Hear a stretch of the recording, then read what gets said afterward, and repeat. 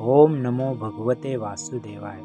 श्रीमद् भागवत महापुराणम स्कंद पहिला अध्याय 9। युधिष्ठिर आदींचे भीष्मांच्या जवळ जाणे आणि भगवान श्रीकृष्णांची स्तुती करीत भीष्मांचा प्राणत्याग। सूत म्हणाले, अशा रीतीने युद्धामुळे प्रजेला पीडा झाल्यामुळे राजा युधिष्ठिर भयभीत झाला होता। नंतर सर्व धर्माचे ज्ञान प्राप्त करण्याच्या इच्छेने तो जेथे भीष्म पितामह शरशय्येवर पडले होते त्या कुरुक्षेत्रावर गेला। शौनकादी ऋषींनो, त्यावेळी ज्या रथाला चांगले घोडे झुकले होते अशा सुवर्ण जडित रथात बसून ते सर्व पांडव बंधू युधिष्ठिरा मागोमाग गेले। व्यास, धौम्य आदी मुनीही त्यांच्याबरोबर होते। शौनका, भगवान श्रीकृष्ण सुद्धा अर्जुनाबरोबर रथात बसले। तेव्हा त्या सर्व बंधूंच्या सह युधिष्ठिर यक्ष समुदायात कुबेर शोभून दिसावा तसा शोभून दिसत होता।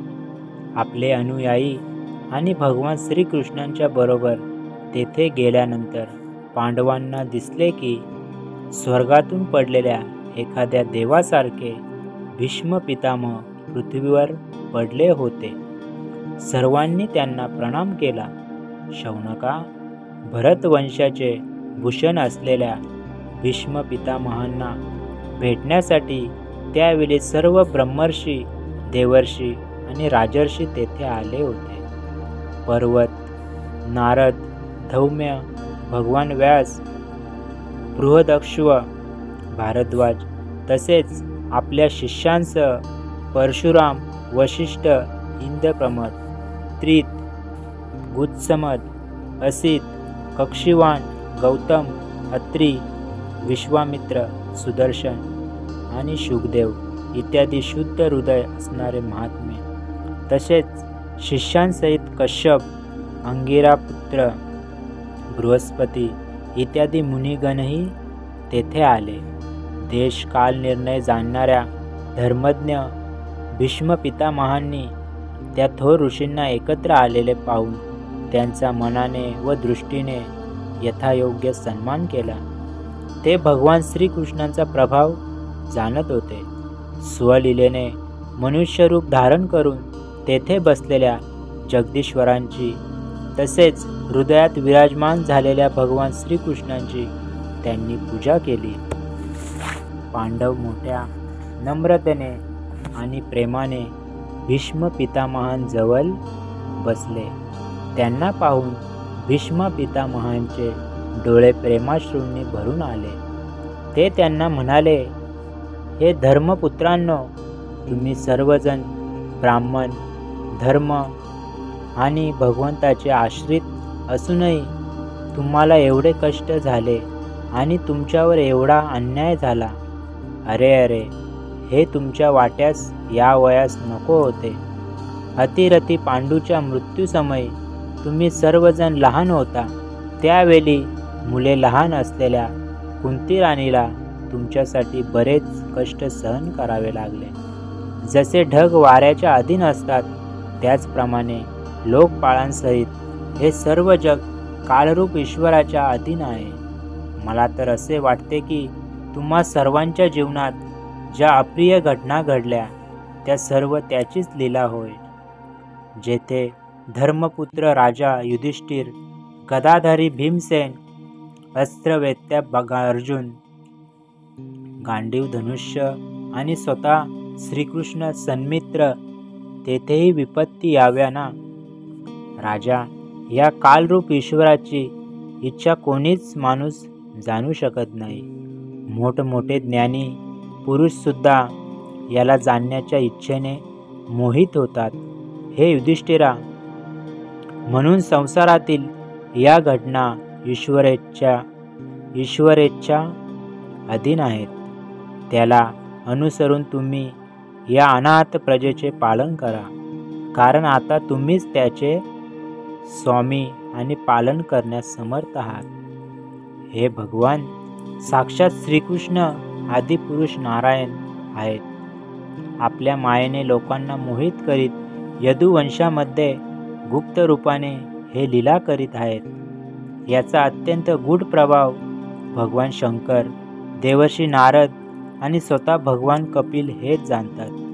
ज्याला तुम्ही आपला मामेभाऊ, प्रिय मित्र, सर्वात श्रेष्ठ असा हितकर्ता मानता, तसेच प्रेमाने ज्याला तुम्ही आपला मंत्री, दूत एवढेच काय सारथी बनवितानाही संकोच केला नाही, ते श्रीकृष्ण स्वतः परमात्मा आहेत.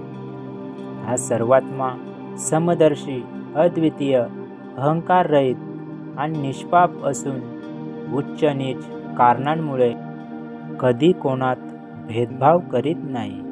हे युधिष्ठिरा, पहा ना, अशा प्रकारे समदृष्टी असूनही ते आपल्या अनन्य प्रेमी भक्तांवर किती कृपा करतात आणि केवळ याच कारणास्तव माझ्या प्राणत्यागाच्या वेळी भगवान श्रीकृष्णांनी मला साक्षात दर्शन दिले.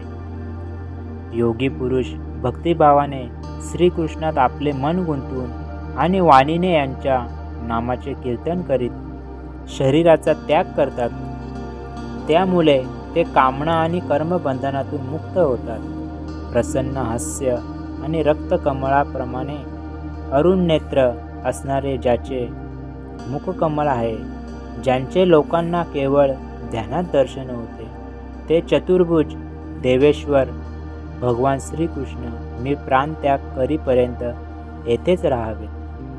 सूत म्हणाले, शरशय्येवर पडलेल्या भीष्म पितामहांचे हे बोलणे ऐकून अनेक ऋषींच्या समोरच युधिष्ठिराने त्यांना नाना प्रकारच्या धर्मासंबंधी विचारले. तेव्हा तत्ववेत्या भीष्म पितामहांनी वर्ण आणि आश्रमानुसार असणारे पुरुषांचे स्वभावविहित धर्म, वैराग्य व आसक्तीमुळे होणारे निवृत्ती आणि प्रवृत्तीरूप द्विविध धर्म, दानधर्म, राजधर्म, मोक्षधर्म, श्रीधर्म आणि भगवत धर्म यांचे वेगवेगळे संक्षेपाने आणि विस्तारपूर्वक वर्णन केले. शौनका, त्याचबरोबर धर्म, अर्थ, काम, मोक्ष हे 4 पुरुषार्थ, त्यांच्या प्राप्तीची साधने यांविषयी अनेक उपाख्याने आणि इतिहास सांगत विभागश वर्णन केले. तशा प्रकारे भीष्म पितामह धर्म प्रवचन करीत होते. तशात उत्तरायण सुरू झाले. इच्छामरणी योगी पुरुष याचीच इच्छा करतात. त्यावेळी अतिरथी भीष्मांनी मौन धारण करून अनासक्त मन सगळीकडून काढून घेऊन ते समोर असलेल्या आदिपुरुष पितांबरधारी चतुर्भुज भगवान श्रीकृष्णांच्या ठिकाणी एकाग्र केले. त्यांच्या शस्त्रप्रहारांच्या वेदना भगवंतांच्या दर्शनाने तत्काळ नाहीशा झाल्या. तसेच भगवान मूर्तीवर शुद्ध धारणा केल्याने सर्व अशुभही नष्ट झाले.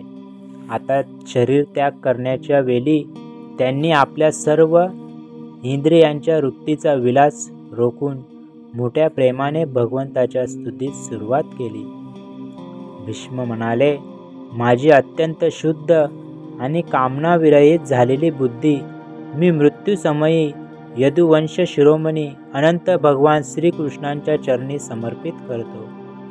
ज्या प्रकृतीच्या द्वारे ही सृष्टी परंपरा चालू आहे, त्या प्रकृतीचा ते सदा सर्वदा आपल्या आनंदमय स्वरूपात राहूनही कधी लीला करण्याच्या हेतूने स्वीकार करतात.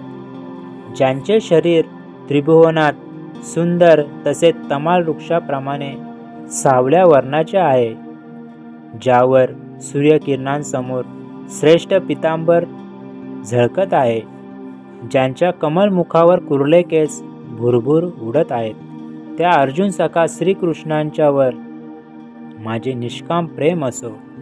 युद्धाच्या वेळी ज्यांच्या चेहऱ्यावर भुरभुर उडणारे कुरळे केस घोड्यांच्या टापांच्या धुळीने माखले होते आणि घर्मबिंदू त्यावर शोभत होते.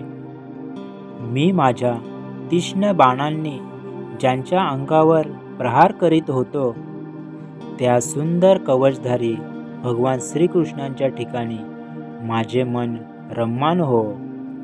आपला मित्र अर्जुन याच्या म्हणण्याप्रमाणे ज्यांनी ताबडतोब पांडव सेना आणि कौरव सेनेच्या मध्ये आपला रथ आणला आणि तेथे थांबून ज्यांनी आपल्या केवळ दृष्टीने शत्रू पक्षाच्या सैनिकांचे आयुष्य हिरावून घेतले, त्या पार्थसखा भगवान श्रीकृष्णांवर माझे परम प्रेम निर्माण हो.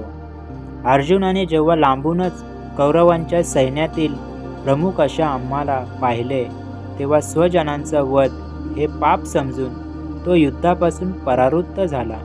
त्यावेळी ज्यांनी गीतेच्या रूपाने आत्मविद्येचा उपदेश करून त्याच्या अज्ञानाचा नाश केला, त्या परमपुरुष श्रीकृष्णांच्या चरणांवर माझी प्रीती जडो. श्रीकृष्णांना हातात शस्त्र घ्यावयास लावेन अशी मी प्रतिज्ञा केली होती. ती सत्य आणि श्रेष्ठ ठरवण्यासाठी त्यांनी आपली शस्त्र ग्रहण न करण्याची प्रतिज्ञा मोडून रथातून खाली उडी मारली आणि सिंह जसा हत्तीला मारण्यासाठी त्याच्यावर तुटून पडतो, त्याप्रमाणे रथाचे चाक घेऊन माझ्याकडे झेप घेतली. त्यावेळी ते इतक्या वेगाने पळत आले की त्यांच्या खांद्यावरील उपरणे खाली पडले आणि त्यामुळे पृथ्वी थरथर कापू लागली. आततायी अशा मी तीक्ष्ण बाण मारून त्यांच्या शरीरावरील कवच तोडून टाकल्यामुळे त्यांचे शरीर रक्तबंबाळ होऊ लागले होते. अशा स्थितीत ते मोठ्या वेगाने मला मारण्यासाठी माझ्याकडे येत होते. असे भगवान श्रीकृष्णच माझे एकमात्र आश्रय असो. अर्जुनाच्या रथाचे रक्षण करण्यासाठी डाव्या हातात घोड्यांचा लगाम आणि उजव्या हातात चाबूक घेतल्यामुळे सुंदर दिसणाऱ्या भगवान श्रीकृष्णांच्या ठिकाणी मरणासन्न असलेल्या माझी परमप्रीती निर्माण हो. युद्धात मरणारे वीर याच रूपाचे दर्शन करीत राहिल्या कारणाने सारूप्य मोक्षाला प्राप्त झाले. ज्यांची हावभावयुक्त सुंदर चाल आणि क्रीडा, मधुर हास्य, प्रेमपूर्ण दृष्टी यांमुळे अत्यंत सन्मानित झालेल्या गोपी रासलीलेत जेव्हा ते श्रीकृष्ण अंतर्ध्यान पावले, तेव्हा प्रेमोन्मादाने धुंद होऊन ज्यांच्या लीलांचे अनुकरण करून तन्मय होऊन गेल्या, त्या भगवान श्रीकृष्णांवर माझे परम प्रेम राहो. युधिष्ठिराच्या राजसू यज्ञाच्या वेळी मुनी आणि मोठे मोठे राजे लोक उपस्थित असलेल्या सभेत ज्या दर्शनीय भगवान श्रीकृष्णांची अग्रपूजा झाली होती, ते सर्वांचे आत्मा असलेले प्रभू माझ्यासमोर उभे आहेत. जसा एकच सूर्य अनेकांच्या नेत्रांना अनेक रूपांमध्ये भासतो, तसेच स्वतःच निर्माण केलेल्या अनेक प्राण्यांच्या हृदयात ते अनेक रूपांनी भासतात. वास्तविक ते एकच आहेत.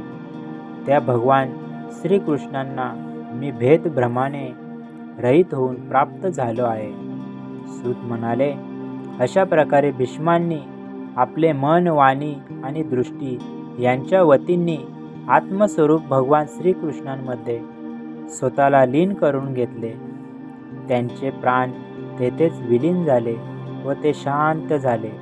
त्यांना अनंत ब्रह्मात लीन झाल्याचे पाहून दिवस मावळल्यावर पक्ष्यांचा कळकळाट थांबतो, त्याप्रमाणे सर्वजण स्तब्ध झाले.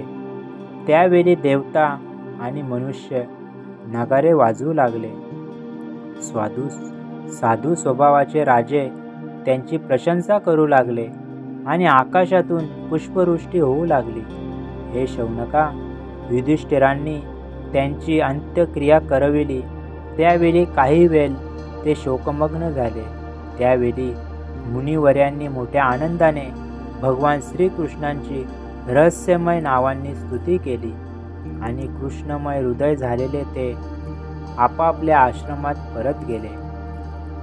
तत्पश्चात भगवान श्रीकृष्णांच्या बरोबर युधिष्ठिर हस्तिनापुरात परत आले आणि तेथे त्यांनी आपले चुलते धृतराष्ट्र आणि तपस्विनी गांधारी यांचे सांत्वन केले. धृतराष्ट्राची आज्ञा आणि भगवान श्रीकृष्णांची परवानगी घेऊन समर्थ राजा युधिष्ठिराने आपल्या वंश परंपरागत साम्राज्याचे धर्माचे पालन करण्यास सुरुवात केली. अध्याय 9 समाप्त. हरि ओम तत्सत.